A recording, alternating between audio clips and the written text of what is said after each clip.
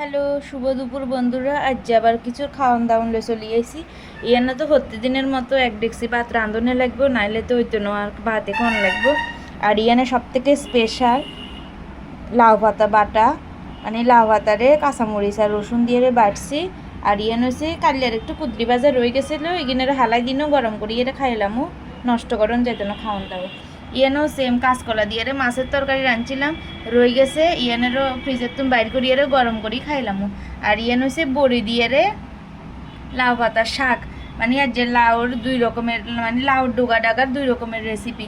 আর ইয়ানে হয়েছে কিতা কইতে মাসকলাইয়ের ডাল, মানে কলাইয়ের ডাল যাতে যেই নামে জানো, এই ডাল রাঁধছি বহুত দিন আনিয়ে রাখি দিছি, কেনে রাঁধুমো বুঝিয়েন না, ফাইনালি রাঁধছি। যাই হোক, খাইতে কিরম লাগবে কোনা জানে, রাঁধছি ঘন ঘন করিয়ে রে। যাই হোক, খাই দেই লই, তোমরা লগে দেখা হইব পরের আর কি নতুন ভিডিওতে। ভালো থাকো সকলে, টাটা বাই বাই। আর ভিডিও বেশি বেশি করে কমেন্ট করো, তোমরা কিন্তু দেখো না, কমেন্টও করো না, ভাল লাগেন না। টাটা।